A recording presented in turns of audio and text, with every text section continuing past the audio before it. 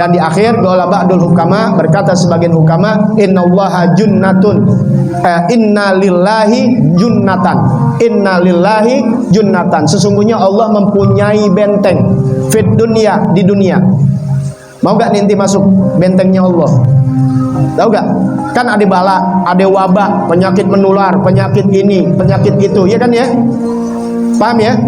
Di dunia ini tahu benteng gak? Anda kasih tahu benteng. Benteng apa?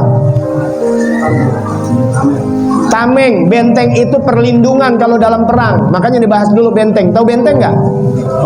Ya, Yahudi aja tuh bikin benteng. Benteng tuh kan, makanya di Belanda dulu pada bikin benteng. Bukan lapangan banteng, bukan. Benteng. Tahu benteng? Bukan benteng kuda, bukan benteng pecatur, bukan. Benteng perlindungan, pertahanan.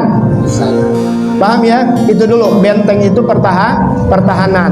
Nah, ulama katakan, hukama ini ahli hikmah, ya, yang bisa melihat sir Allah, ya, sirnya Allah. Ini hukama katakan apa? Sesungguhnya Allah memiliki benteng fit dunia, di dunia. Wa man dakhalaha, siapa yang masuk ke benteng itu, toba aisyu, hidupnya bakal bahagia. Allah punya benteng di dunia. Apabila orang itu masuk ke bentengnya Allah di dunia itu, hidupnya bakal bahagia. Mau gak? Ya nggak mau, nggak apa-apa, udah. Wa mahiyya, dikatakan oleh sebagian ulama, apa itu?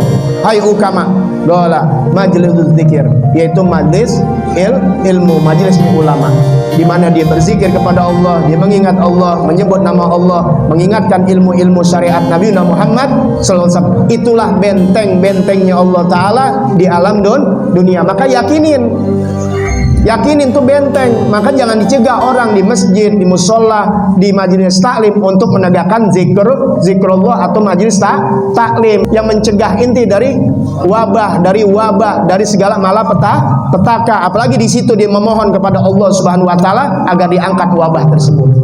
Inti punya perlindungan yang maha sangat di atas sangat, yaitu Allah Subhanahu wa taala. Dan Allah telah berikan bentengnya. Nih, Anda kasih benteng di dunia. Insyaallah inti tauba aisyuk, kehidupannya menjadi bahagia. Apa? Majlis zikir, yaitu majlis mengingat Allah Subhanahu wa taala, baik dengan ilmu maupun dengan baca-bacaan yang ada. Mudah-mudahan Allah berikan kita afiat, selamat, panjang umur dalam afiat, dan juga ulama-ulama dan guru-guru kita dan orang tua kita. Bismillahirrahmanirrahim.